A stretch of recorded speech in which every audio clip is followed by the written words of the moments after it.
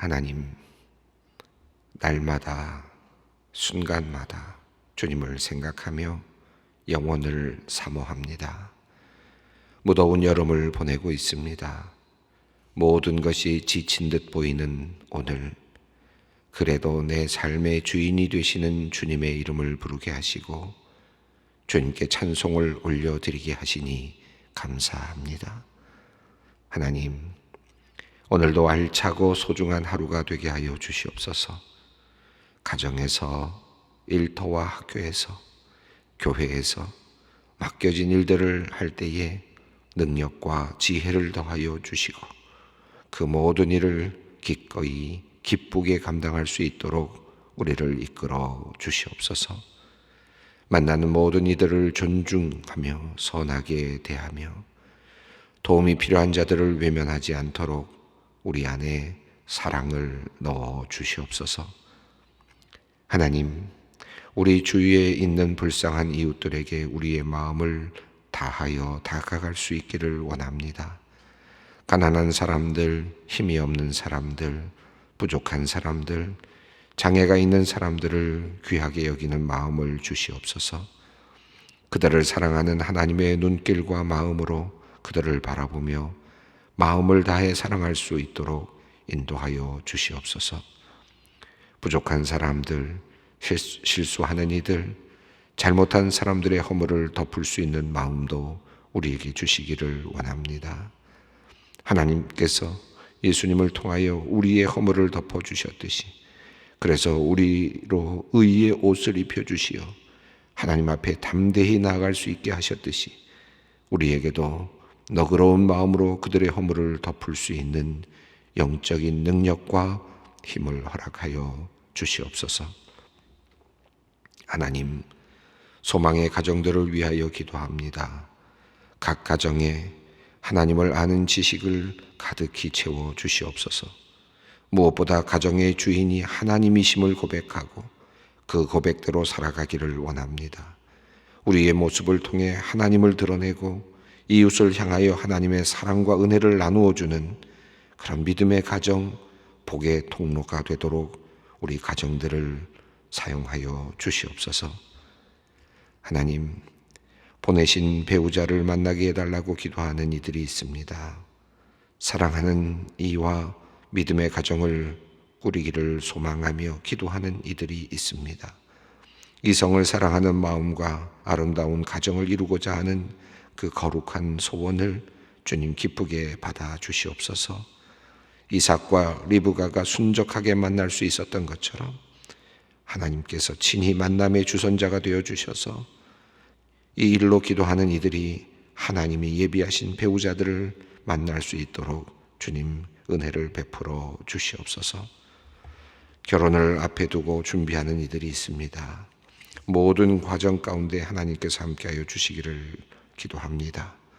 두 집안이 만나는 자리이니 경험과 생각이 다른 두 사람이 만나 함께 살아야 하는 현실이 결혼이오니 무엇보다 주님의 은혜가 절실하오니 하나님께서 두 사람의 마음을 다듬어 주시고 두 집안이 서로 화목하고 서로를 배려하게 하여 주셔서 결혼의 모든 과정이, 준비의 모든 과정이 순적하고 아름답게 이루어지게 하여 주시옵소서. 하나님, 자녀를 얻기 위해 애타는 심정으로 기도하는 이들도 있습니다. 그들의 아프고 상한 마음을 주님께서 아십니다.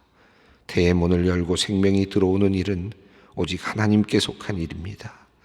가장 좋은 때에 새 생명을 선물로 받는 기쁨을 주님께서 그들에게 허락하여 주시옵소서. 특별히 시험관 시술로 임신을 준비하는 이들을 긍휼히 여겨주시기를 원합니다. 모든 과정 가운데 육체가 지치거나 상하지 않도록 붙들어 주시고 염려와 불안으로부터 해방될 수 있도록 날마다 주님의 평안을 덧입혀 주시옵소서. 가족들의 격려와 응원을 받게 하시고 부부간에 서로를 더욱 사랑하고 신뢰하는 그런 시간이 되게 하여 주시옵소서. 하나님, 주님의 종들을 귀하게 여기며 늘 기도와 사랑으로 돕는 성도님들을 위하여 기도합니다. 선교지에 나가 복음의 전선에서 충성되게 사역하는 선교사님들을 귀하게 여기며 그들을 위해 기도하며 그들의 쓸 것을 마련하여 섬기는 귀한 성도님들이 있습니다. 또한 어려운 작은 교회 목회자들을 긍휼히 여기며 늘 그들을 살피며 기도하는 성도님들이 있습니다. 또한 미래의 목회자인 신학생들을 사랑하여 그들의 학업을 돕는 일에 힘을 다해 섬기는 성도님들도 있습니다. 교회 학교의 목회자들과 또 교회를 섬기고 있는 교역자들을 위해 늘 기도하며 그의 가족들을 돌보며 사랑을 나누는 성도님들도 있습니다. 이들의 헌신과 사랑을 통해 모든 주님의 종들이 위로를 얻게 하시니 감사합니다. 이 땅에 복음이 더욱 힘있게 전파될 수 있도록 주께서 역사하여 주시옵소서. 가족의 구원을 위하여 간절히 기도하는 이들이 있습니다. 오랜 기도에도 쉽게 변하지 않는 이들을 바라볼 때 낙심하지 않게 주님 붙들어 주시옵소서. 기도하기를 포기하지 않게 하여 주시옵소서. 먼저 믿는 자가 되어 가족들을 위해 기도할 수 있게 된 것이 감사한 이름을 알게 하시고 주님의 방법과 때를 온전히 신뢰하며 믿음으로 기다리는 은혜를 허락하여 주시옵소서. 생명의 주인 되신 하나님, 소망의 성도님들을 위해 기도합니다. 육신의 질병과 마음, 괴로움으로 고통을 받는 이들이 또한 있습니다. 치유와 위로의 손길로 어루만져 주셔서 건강을 되찾게 하여 주시고 낙심이 소망으로, 불안이 평안으로 변화되는 역사가 있게 하여 주시옵소서. 바울과 실라가 감옥에서 찬송하고 기도할 때 굳게 닫혀있는 옥문이 열렸던 것처럼 소망의 성도들이 찬양하며 기도할 때 그들을 묶고 있었던 삶의 문제들이 풀리는 은혜를 주님 베풀어 주시옵소서. 이제 말씀 앞으로 나아갑니다. 하나님의 말씀을 읽고 들을 때 그 말씀이 우리 안에서 새롭게 살아나게 하시고 새 소망, 새 기쁨, 새 감사가 되게 하여 주시옵소서. 그리하여 오늘 하루를 즐겁고 당당하게 살아갈 수 있도록 은혜를 내려 주시옵소서. 듣게 하시는 하나님을 기대합니다. 우리 주 예수 그리스도의 이름으로 기도드리옵나이다. 아멘. 오늘 주시는 말씀은 고린도전서 14장 33절부터 40절까지 말씀입니다. 고린도전서 14장 33절로 40절까지 말씀을 우리 함께 봉독하겠습니다. 모든 성도가 교회에서 함과 같이 여자는 교회에서 잠잠하라. 그들에게는 말하는 것을 허락함이 없나니 율법에 이른 것 같이 오직 복종할 것이요 만일 무엇을 배우려거든 집에서 자기 남편에게 물을지니 여자가 교회에서 말하는 것은 부끄러운 것이라. 하나님의 말씀이 너희로부터 난 것이냐 또는 너희에게만 임한 것이냐. 만일 누구든지 자기를 선지자나 혹은 신령한 자로 생각하거든 내가 너희에게 편지하는 이 글이 주의 명령인 줄 알라. 만일 누구든지 알지 못하면 그는 알지 못한 자니라. 그런즉 형제들아 예언하기를 사모하며 방언 말하기를 금하지 말라. 모든 것을 품위 있게 하고 질서 있게 하라. 오늘 본문 말씀은 읽으시면서 조금 깜짝 놀라신 분들도 계실 것 같습니다. 여성에 대한 내용이 나와 있는데 이런 말씀도 하나님의 말씀으로 들어있나 하는 그런 또 의구심이 되는 그런 본문으로 이해될 수도 있는 그런 본문이 되겠습니다. 앞서 말씀을 드려왔는데 앞서 마지막 33절 상반부에서 하나님은 무질서의 하나님이 아니시요 오직 화평의 하나님이시니라 라고 그렇게 이야기가 끝이 났죠. 지난 시간에 말씀을 드리면서 이 내용은 아주 짧은 내용이지만 당시의 고린도 교회의 예배 상황을 이야기하고 있고 우리가 유추할 수 있게 해주고 있고 또 동시에 바울을 통해서 이제 새롭게 제시되는 초대교회 예배 방식을 우리가 이 안에서 살펴볼 수 있다고 말씀을 드렸습니다. 이 바울은 당시에 예배에 예언과 방언과 통역함이라든가 계시라든지 이와 같은 다양한 찬송시라든지 이런 것들이 있었다는 사실을 우리에게 알려주면서 이 예배의 모든 요소들이 적절하게 질서 있게 사용되어야 된다라고 하는 사실을 원칙으로 알려주었죠. 그래서 방언을 할 때에도 한두 세 사람이 할 것이고 반드시 통역이 있어야 된다라는 말씀이었고, 예언을 할 때도 한두 사람이 하게 되면 또 그것도 예언도 검증을 분별함을 받아야 된다라고 하는 그런 내용의 말씀이었습니다.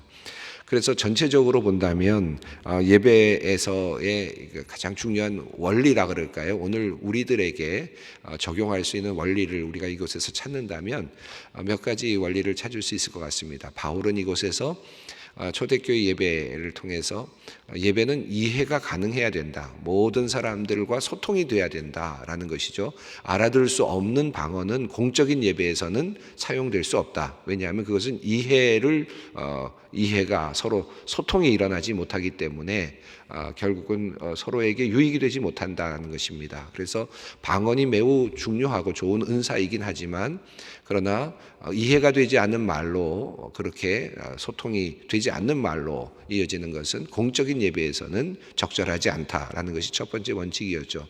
그래서 우리가 오늘날의 예배에 만약에 우리가 적용한다면 첫 번째로는 우리 예배는 소통이 중요하다. 모든 예배들이 예배 모든 순서 하나가 이해가 되고 서로가 모든 구성원들이 함께 이해할 수 있고 또 소통할 수 있는 그런 하나의 그런 틀을 가지고 있어야 된다라는 것을 우리가 이 바울의 가르침 속에서 우리가 얻을 수 있겠습니다. 또 하나는 모든 예배의 순서에서 예배는 모든 은사들이 이제 함께 사용되고 있는데 그것은 사랑의 기반을 두고 있어야 되고 그 사랑의 기반 아래서 그 모든 은사들이 존중되어야 된다라는 것입니다. 다양한 그 예배에서 사용되는 은사들이 있는데 그것들이 다 존중되어야 된다라는 그런 의미가 되겠습니다. 예를 들면 오늘날과 같은 상황 속에서 말씀드린다면 예배 안에는 다양한 예배 순서들이 있죠. 기도 순서도 있고 봉헌의 순서도 있고 그리고 또 뭐 찬양대의 찬양도 있고 말씀이 전해지는 순서도 있고 다양한 순서가 있고 다양한 그 순서를 맡은 사람들이 있겠습니다. 이 모든 것들이 또 다른 의미로 오늘날로 말하면 다양한 은사에 속한다고 할 수 있겠죠. 다양한 기능이라고 할 수 있겠습니다. 그 모든 기능들과 은사들, 모든 예배 순서들, 이 흐름들은 다 존중되어야 되고 다 가치가 있는 것이다. 그래서 모두가 다 질서 있게 이루어져야 된다라고 그렇게 이해할 수 있겠습니다. 세 번째는 조금 전에 말씀드린 것처럼 서로의 은사가 존중되면서 이것이 질서를 만들어 가야 된다라는 것입니다. 하나의 그 질서를 만들어 가야 된다. 그러니까 품위도 있어야 되고 뒤에 나오는 것이지만 무질서가 아니라 질서의 하나님이시고 더 나아가서 화평의 하나님이시고 모두가 다 평화로움을 누릴 수 있는 그런 예배의 자리여야 된다라는 것입니다. 그리고 또 네 번째로 해석할 수 있는 것이 있다면 공동체의 그 덕을 세운다. 덕을 세운다는 말씀인데 교회를 세운다라고 했습니다. 그러니까 이 모든 예배는 이 교회를 세우는 일에 봉사해야 된다라고 하는 것입니다. 예배 모든 순서들이 교회의 예배를 세우고 교회를 세우고 교회의 덕을 세우는 일에 서로 봉사해야 된다. 이렇게 예배의 흐름을 오늘날로 적용해 볼 수 있을 것 같습니다. 예를 들면 우리가 이런 것들과 적용을 오늘날로 적용해 본다면 예를 들어서입니다. 만약에 우리가 예배를 드리다 보면 각각 맡은 사람들이 기도를 맡은 분이나 또는 찬양을 맡은 분이나 봉헌송을 맡은 분이나 설교를 맡은 분이나 모든 분들이 다 각각의 역할이 있습니다. 그 역할을 하나씩 맡아서 그리고 질서가 이어지게 만들고 그것을 통해서 하나님의 은혜가 하나님의 역사하심이 드러나고 구원의 은혜가 모든 성도들에게 전달되는 것 그리고 감사가 하나님께 올려지는 것 이것이 예배의 매우 중요한 요소이겠죠. 만약에 그런데 어떤 사람이 기도를 할 때 나만 기도한다고 생각하고 기도가 모든 것의 중심이라고만 생각하고 다른 모든 순서들을 다 무시한다면 사실은 이 바울이 지금 오늘 우리에게 권면하는 것과 같은 비슷한 문제가 될 수 있겠죠. 뭐 찬양을 할 때도 마찬가지.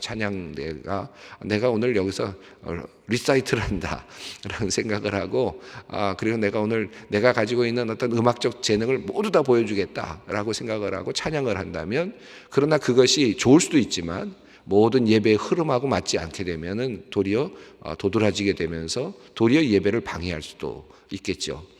그래서 우리가 기도할 때나 말씀을 또 전할 때도 마찬가지고, 봉헌도 마찬가지고, 찬양대도 마찬가지, 찬송을 부를 때도 마찬가지입니다.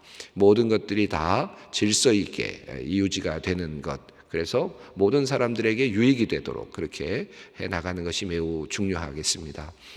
어떤 분들은 이제 이런 이야기를 할 수 있습니다. 그러면 이 과거에는 예언도 있었고 계시도 있었고 방언도 있었고 통역도 있었는데 왜 우리 교회에는 그런 게 없느냐?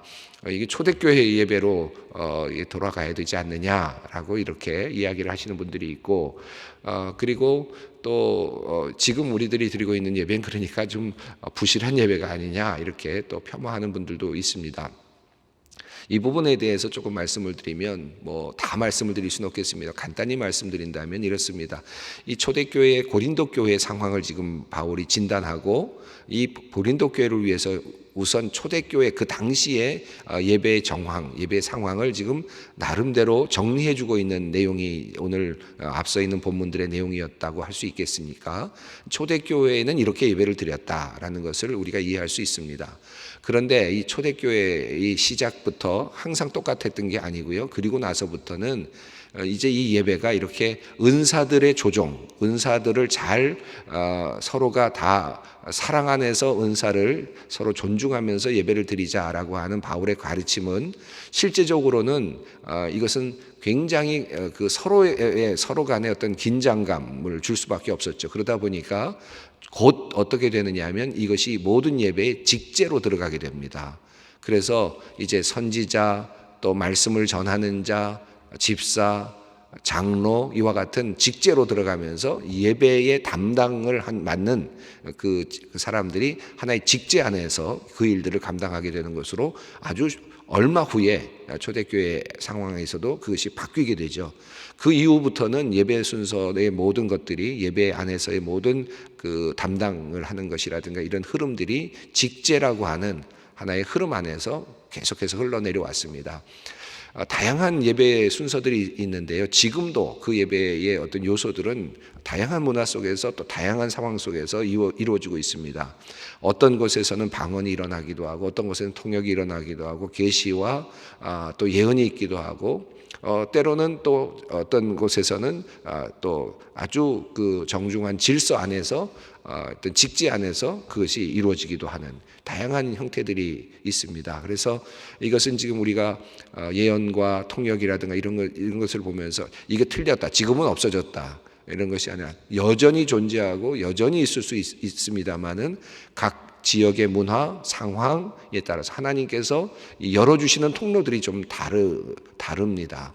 이것이 긴급히 필요한 선교의 현장 같은 곳에서는 지금도 이 고린도 교회와 같은 그런 놀라운 역사들이 일어나고 있는 것을 우리는 정말 많이 보게 되죠. 선교 현장에서는 너무나도 많이 나타나는 현상입니다. 그러나 또 교회가 안정이 되고 교회가 직제가 만들어지고 구조화가 되는 그런 지역에서는 이와 같은 역사들이 나타나기보다는 말씀을 전하는 자나 또는 또 기도하는 자나 또는 이런 직제들을 통해서 그것들이 안정되게 이렇게 예배가 이루어지는 것들도 우리가 또 보게 되죠. 그러니까 이 모든 것을 서로 인정하는 것도 굉장히 중요한 일이라고 할 수 있겠습니다. 자, 그리고 나서 이제 오늘 본문이 이어지는데요. 이 오늘 본문은 조금 우리를 당황스럽게 합니다. 33절부터 하반절부터 35절까지 이 말씀인데, 이 말씀은 여자에 대한 내용이고 여자는 교회에서 잠잠하라 라고 하는 내용으로 되어 있습니다. 마치 여성들을 비하하는 것처럼 보이는 말씀이어서 이 말씀이 굉장히 받아들이기가 쉽지 않고 이걸 어떻게 해석할 건가 굉장히 어려운 그 본문이기도 합니다.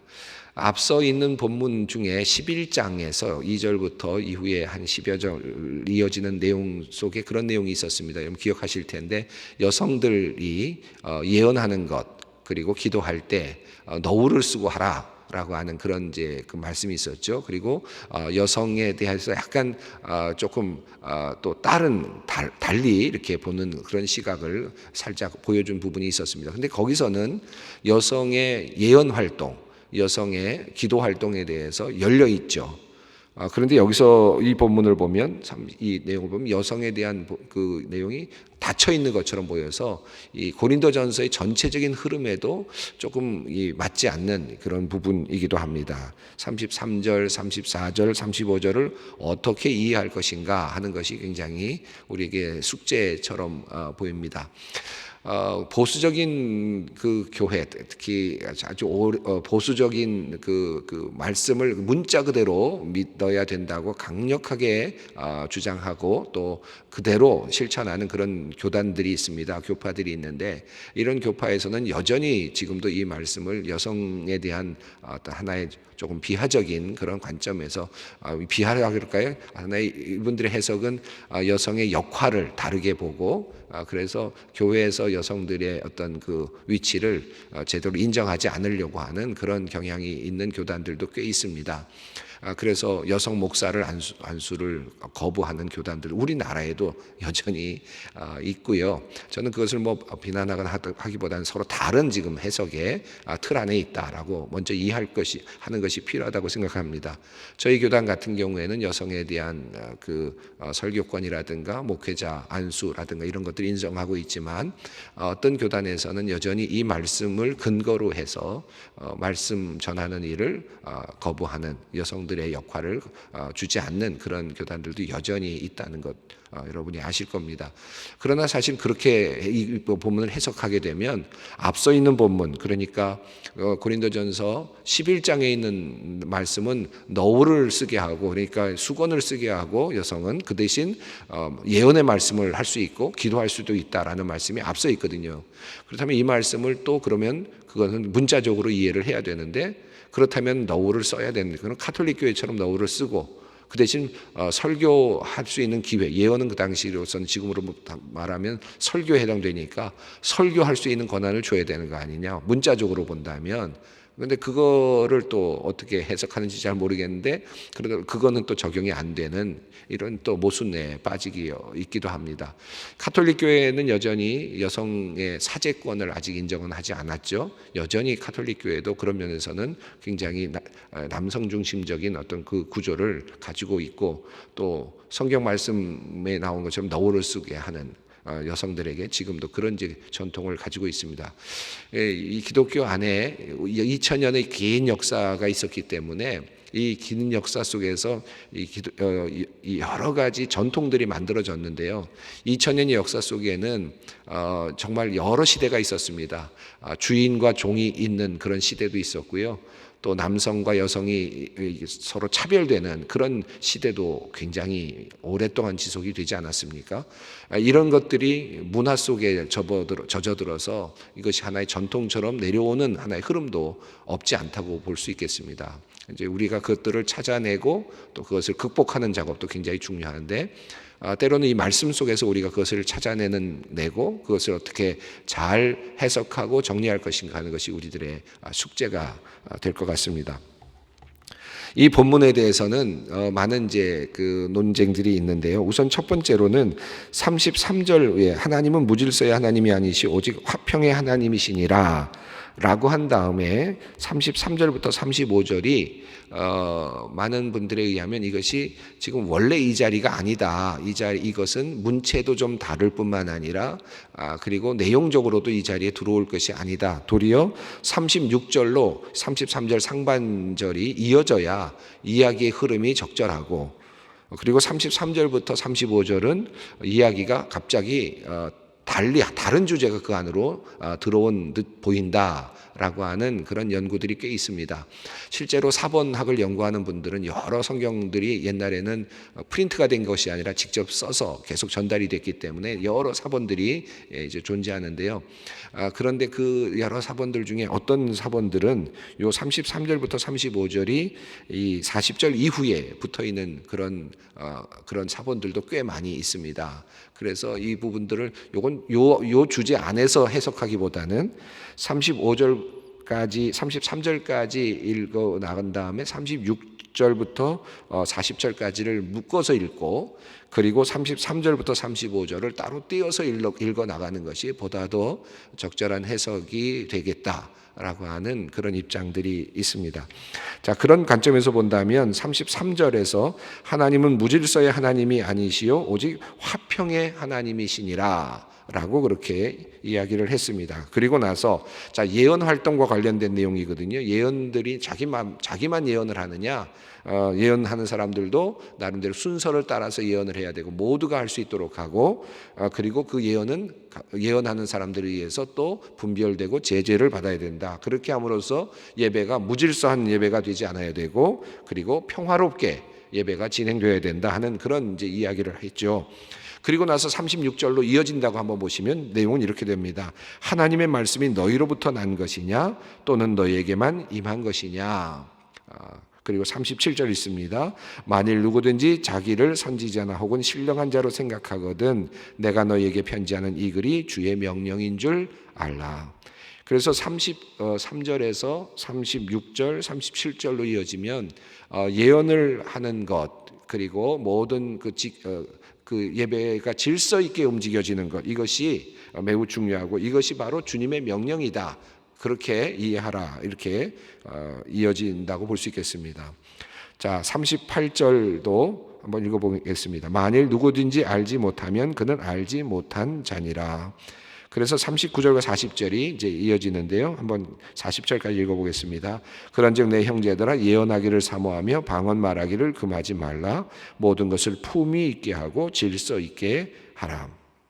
전체적으로 지금 이 내용은 예언하기를 사모하고 그리고 방언하기를 금하지 말라는 것인데, 다만 어떻게 해야 되느냐? 질서 있게 하고 그리고 품위 있게 하고 그리고 평화를 도모하며 화평케 하면서 하라는 것이죠. 그래서 33절에서 무질서의 하나님이 아니시요 화평의 하나님이시다라는 말은 40절에서 모든 것을 품위 있게 하고 질서 있게 하라는 말씀으로 이제 마무리가 됩니다. 그러니까 예배는 어떻게 드려야 되느냐? 질서 있는 예배를 우리가 드려야 되고, 그리고 품위 있는 예배 안에서 품위를 만들어 가야 돼. 아름다움을 만들어 가야 돼. 창출해 가야 된다는 것이고, 질서를 만들어 가야 된다는 것입니다. 그리고 화평을 만들어 가야 된다는 것이죠. 이것이 바울이 지금 이야기하고 있는 예배와, 공적인 예배와 관련된 매우 중요한 가르침이라고 할 수 있겠습니다. 이것이 주님의 명령인 줄 생각해라 라고까지 강력하게 말씀을 이제 해주고 있습니다. 33절부터 35절 말씀은 이제 여성에 대한 문제인데, 이 부분은 시간이 다 됐기 때문에 제가 내일 말씀을 전할 때 이 부분을 조금 더 자세하게 설명을 하도록 하겠습니다. 우선 전체적인 흐름은 이렇게 33절에서 36절로 이어지고 37절, 8절로 이어지는 말씀으로, 그렇게 오늘 한번 이 말씀을 읽어가시면서 내가 공적인 예배를 드릴 때 나의 역할이 무엇일까? 내가 또 할 수 있는 일은 무엇인가? 내가 어떤 예배에서 어떤 일을 맡았을 때 내가 어떤 자세로 예배에 참여해야 되는가? 이것을 한번 깊이 생각하면서 우리가 지금 예배당에 나와서 예배를 못 드리고 있는데 더 사모가 되네요. 내가 기도 맡을 때, 내가 예배에서 순서 맡을 때, 헌금요 맡을 때, 찬양대로 봉사할 때 내가 어떻게 봉사해야 되는가? 한번 다시 생각해 볼 수 있는 그런 시간이 되었으면 좋겠습니다. 이 공적인 예배가 하루속히 회복되는 날이 오기를 바라면서 오늘 함께 기도해 주시면 좋겠습니다. 함께 기도하겠습니다. 하늘에 계신 우리 아버지의 이름을 거룩하게 하시며 아버지의 나라가 오게 하시며 아버지의 뜻이 하늘에서와 같이 땅에서도 이루어지게 하소서. 오늘 우리에게 일용할 양식을 주시고 우리가 우리에게 잘못한 사람을 용서하여 준 것 같이 우리 죄를 용서하여 주시고 우리를 시험에 빠지지 않게 하시고 악에서 구하소서. 나라와 권능과 영광이 영원히 아버지의 것입니다. 아멘.